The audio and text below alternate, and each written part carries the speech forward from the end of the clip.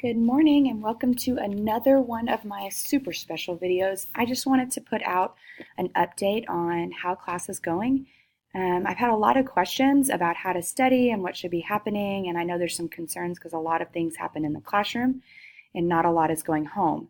So I wanted to just give a quick update on what's going on in the class and to answer a lot of the questions that I'm getting just in an overall email video. So it's just some housekeeping and some reminders. If you're concerned about the grading or how things are structured, I have uploaded a parent video onto Google Classroom. I've had a lot of questions on how do you as the parent sign on to Google Classroom. You as a parent cannot sign on to Google Classroom.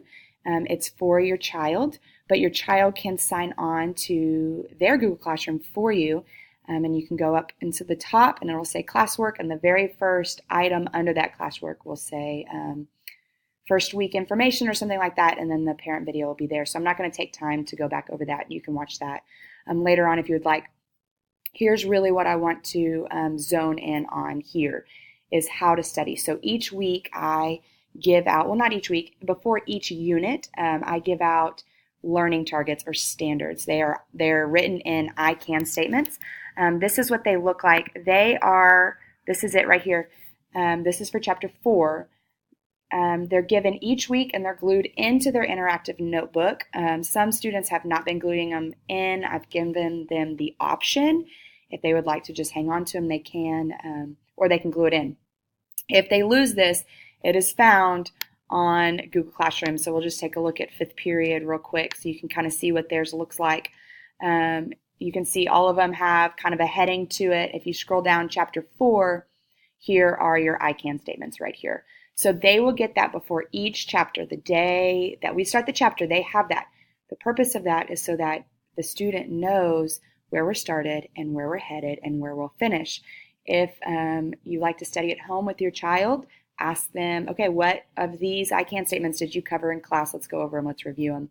A tip for studying with your student or your child would be to talk through it with them, not memorization. A lot of my questions on my test or just in class discussion is please explain or how or why. So they're connecting the dots. They do need to know those vocab words, but they need to be able to explain it and connect it to something else.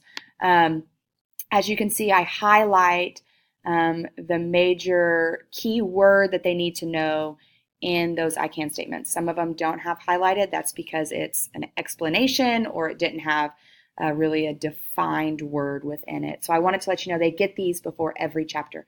This is how they should study. If they can answer these I can statements, they are good to go. Let me go back to my PowerPoint here so I can see what else is up. Again, if they lose it or they didn't get something written down during class in their notes, I always upload right here a Google slide, aka PowerPoint, whatever. It's a platform. This will give them just basic information about the class. So really just those keywords are defined there so that they can remember, oh yeah, we went over that in class.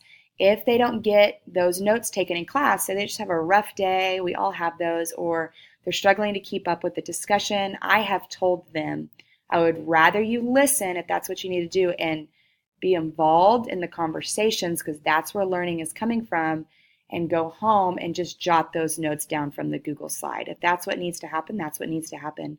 And that's not to give more work, but I want to set the student up for success.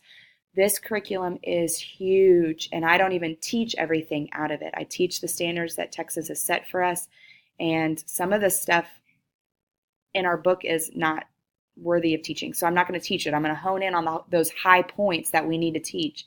But it's just so big. There's so much information to learn.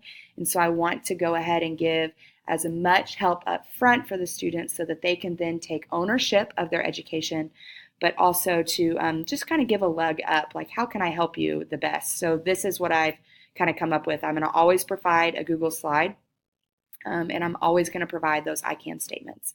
That is just so that I can help them really hone in on the importance of what's going on. My plan is that I upload some sort of video like this each week. I will not promise that each week something will be uploaded. If I don't have anything to communicate, I'm not going to communicate just to communicate. But be looking for this in your email for the first semester. The second semester, I am just going to upload it on Google Classroom. My plan for this video as well is to just do a quick blurt of what we covered last week, just to help with those kids that are absent. They'll have something they can go off of, hear my voice, help with guidance, and to let you know kind of what we're doing. So for the first semester, I will put this in an email and send it directly to you. And then after the first semester, I'm going to start weaning off a little bit, and it's just going to be up on Google Classroom. I'm hoping that this will help just with communication, that you guys know what's going on in class and the students can have a refresher of what went on in class. Sometimes I don't see them for 4 days, and there's no way they're going to remember what we had covered 4 days ago. And so I want to help again, just refresh their memory on that. So those are your housekeeping items. I hope this answers questions. If it doesn't, shoot me an email and I will get back to you.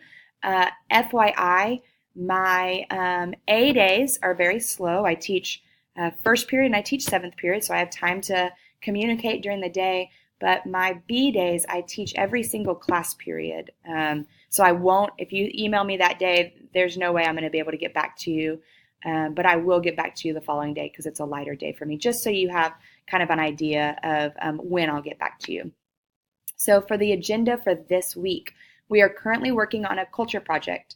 So I've taken items from Chapter 3 and new items from Chapter 4 and combined them into a culture project. The students already have this criteria and rubric. I've printed it for them, and it's also found on Google Classroom. But just so you know, this is what it looks like. This will be done in the class. I don't want to add any more homework. There's no point to that.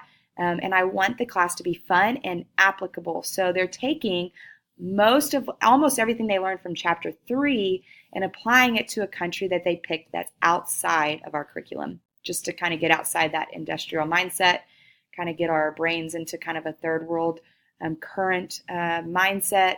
It just gives us ways to pray for our world and hopefully love new culture as we're going through it. So this will be counted as a grade. I'm going to not grade them on the Chapter 3 items, which are bullet points all the way down to this one. This is what I'll be grading them on. I've already tested on the items above, so we don't need to go back and test, but I love to see application. And then I will grade based on these items right here because this is Chapter 4. So they have read the Chapter 4, we have discussed it, and then they are going to apply it to a country. Here is just everything they need to know, and then the brief rubric of how I grade. This is what we will be working on until the second and the third, and then from there we'll move into Chapter 5, and you'll probably get another video right before we start Chapter 5 or during the Chapter 5. So if you have any questions about this, please shoot me an email. I think that's all I have. So I hope that this helps. I hope that you can hear my heart behind it. I hope that this is what you can see what is going on in class.